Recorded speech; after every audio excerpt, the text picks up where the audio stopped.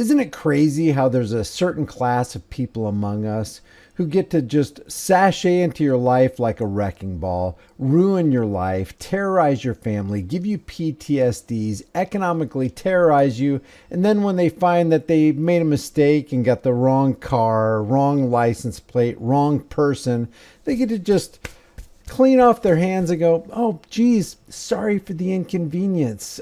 Hope you have a nice day. And they suffer no repercussions. That doesn't sound like land of the free, home of the brave. And it doesn't sound to me like anybody is interested in giving any level of accountability and demanding responsibility from this particular class of people. And this happens all the time. Let's watch these Fayetteville, Arkansas cops terrorize yet another person and get away scot-free. We'll make some comments along the way. Tonight with a lawsuit in Northwest Arkansas. We thank you for joining us. I'm Rolly Hoyt. Faith is the night off. This Arkansas woman you see in this dash cam video behind the car right there, she says state police held her at gunpoint for no good reason. You can see it's a gas station. She had a 4-year-old in her car. And now 4 years later, she's bringing a lawsuit. Laura Castleman talks to a law enforcement expert who says she's got a case. This is 4 years ago.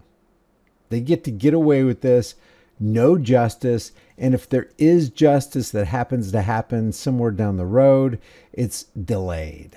Around now.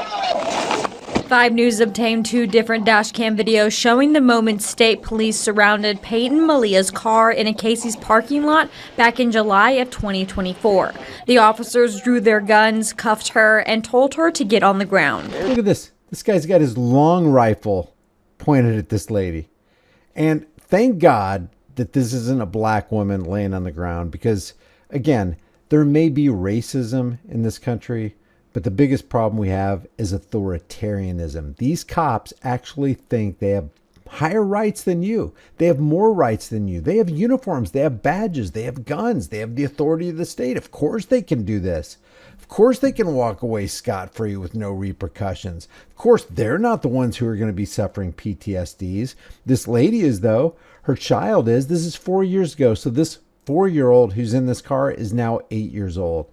I bet this never leaves that child's mind. Okay. What's that apple there saying? Seconds later, one of the troopers says they surrounded the wrong car. This isn't it?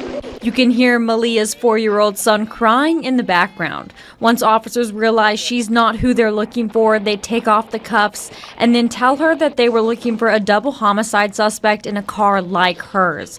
They have technology.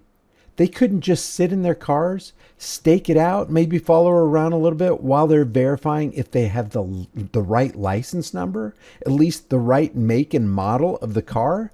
But there's no cross-verifying. There's no double-checking. They love deploying this technology against us. Why don't they use it? I mean, before you point a gun at somebody's head, shouldn't you make sure that the person you're pointing your gun at is actually guilty of a horrible crime? And I'm not talking about running a stop sign or failing to activate your turn signal. Once officers realize she's not who they're looking for, they take off the cuffs and then tell her that they were looking for a double homicide suspect in a car like hers. I wonder if that's even true. But they're not done yet. Once they realize their mistake and they take off the cuffs, then they violate her rights even more. She's let out of the cuffs and then asked for her driver's license.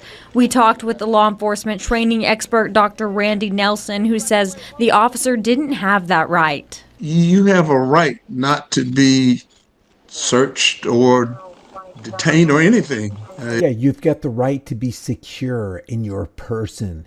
If you don't have the right to be secure in your person, you are not free in the land of the free, home of the brave. Let's just make sure we're very clear on this. If you haven't done anything. After seeing the video, Nelson says what was a huge misunderstanding went farther than that, especially after the troopers learned that they had the wrong car. Some of the actions after, the actions of now you have something to tell, or running a check on her, see for warrant or any criminal activity after they knew she was not the individual looking for. You have a little story to tell. Malia has filed a federal lawsuit accusing 4 troopers of unreasonable and excessive deadly force in a busy Casey's parking lot. It wasn't the right person, nor did it turn out to be the right car. After all that was found out, that's where you have to get into running the check on and see if she had a warrant or. And you know what's crazy? The standard is so low for these pigs that people actually walk away going, well, at least I wasn't killed. At least I don't have permanent nerve damage from these cuffs being so tight on my wrists. At least they didn't curb stomp me. Instead of settling for the lowest possible bar of, yeah, at least that guy didn't permanently physically damage me. Wouldn't it be better if we had a society who had a mentality because of consistent actions of cops or, yeah, you know that guy right there? He is absolutely going to uphold my rights and he'll uphold yours too, no matter what. And when they're going after real criminals, they double and triple check to make sure those are actually criminals. But that's not the society we're living in. This is the society we're living in. A society filled with fire, ready, aim, trigger-happy, adrenaline-fueled Barney Fives. That's where you have to get into running the check on and see if she had a warrant or suggestion that now you have something to tell. According to the court documents, officers were looking for a 2013 white Lincoln MKZ. Malia drove a white 2009 Lincoln MKS. Visibly shaken up, the video shows Malia complying with all of their commands. All right, y'all are freaked out. Okay. We apologize for the inconvenience. Sorry for the inconvenience. Stepping on a Lego at 3 a.m. is an inconvenience. Autocorrect turning ducking into something else in a work email is an inconvenience. Armed psychopaths yelling at you, pointing guns at your head, and terrorizing your family is an unforgivable atrocity. All right, y'all are freaked out. Okay. We apologize for the inconvenience. That woman and her child were traumatized by this incident. And we have to do everything in our power to ensure that unintended consequences of making a mistake does not go beyond the pale. Laura Castleman reporting for us there. We should note Dr. Nelson is not connected to the case. The people who are, though, Malia's attorneys and the state police, they won't comment because of the pending litigation. However, we are told that all 4 troopers remain on the job. And why wouldn't you keep these guys on the job? I mean, this is world-class service. Nothing to see here. Nothing's going to get done. There will be no accountability within this police department.